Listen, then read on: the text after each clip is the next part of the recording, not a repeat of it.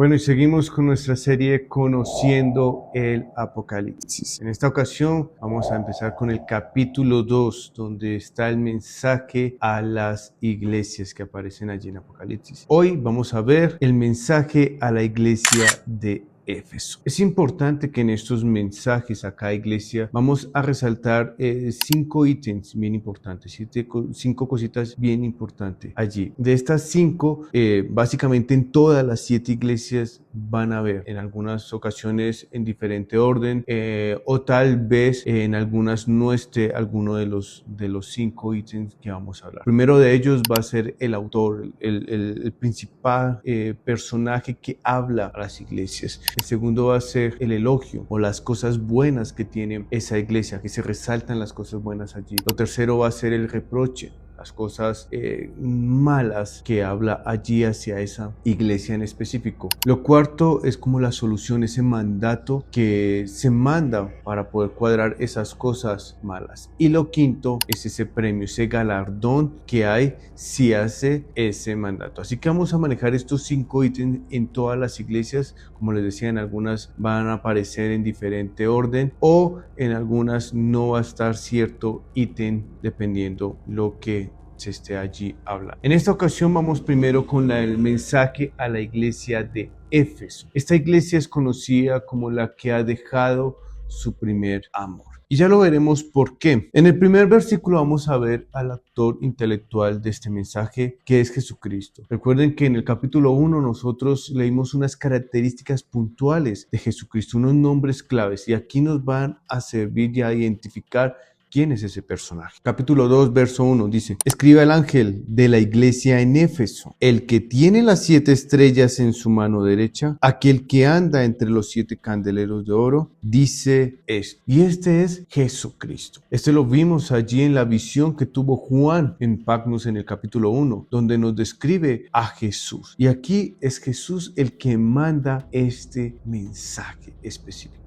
Algo que yo también quiero que usted tenga claro con estos mensajes a la iglesia es que estos mensajes no solamente fueron para las iglesias en esa época, también nos puede caer a nosotros como tal, ¿sí?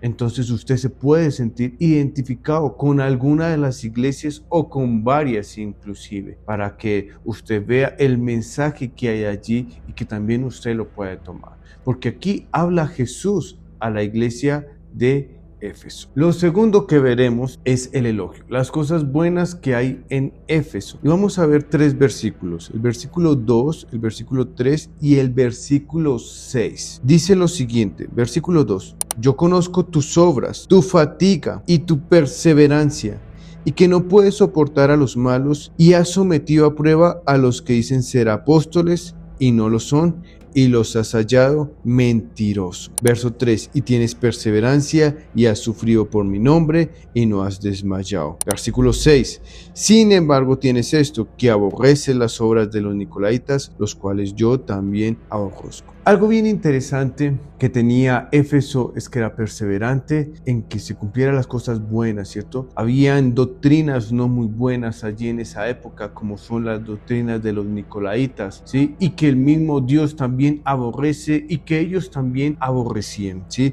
Que habían colocado y que no soportaba a aquellos que estaban haciendo estas cosas, y que los halló, inclusive los mismos miembros de la iglesia hallaron a estos mentirosos y los detectaron. Eso le agradó a Jesús. Ese es el elogio allí de Jesús a la iglesia de Éfeso, que ha perseverado, que ha hecho ciertas cosas bien, que ha sacado la mentira de allí. Pero, ahora, cuando aparece un pero, es algo que no nos gusta. Y Jesús dice pero. Hay que tener algo bien en cuenta aquí en nuestras vidas también. Cuando Jesús dice pero, hay que hacer un alto en el camino y empezar a ver qué toca hacer. Hay un reproche de parte de Jesús y es el versículo 4 del capítulo 2. Dice: pero tengo esto contra ti, que has dejado tu primer amor. Algo importante y nos pasa de pronto que perdemos el enfoque. Éfeso perdió el enfoque en Jesús y se puso a mirar otras cosas. Claro que tenían cosas buenas, pero dejaron su primer amor. Le dio valor más a otras cosas que al mismo Jesucristo.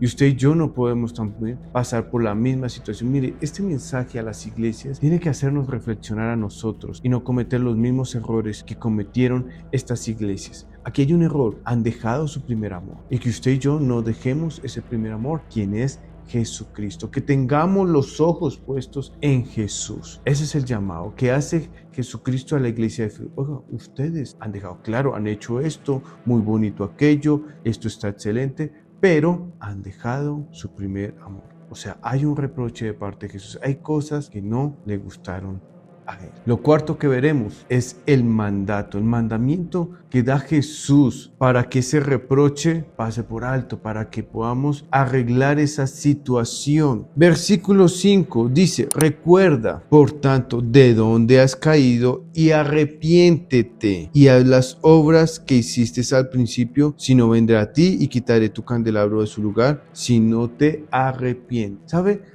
Algo muy en común es el llamado al arrepentimiento. Aquí le dice Jesús a los de Éfeso: acuérdate de dónde has venido, de las obras que hiciste al principio, y arrepiéntete. Haz un cambio en tu vida. Jesús le dice a los de Éfeso: ustedes tienen cosas buenas, pero también tienen esto que no está bien. Y yo les dejo esto para que se arrepienten y enmenden ese error. ¿Sí? O sea que hay un llamado de atención de parte de Jesús a la iglesia de Éfeso y les manda a decir que se arrepienten. Todo ser humano ha pecado, ha fallado delante de Dios, ¿sí? Pero hay una gran diferencia para el que se arrepiente.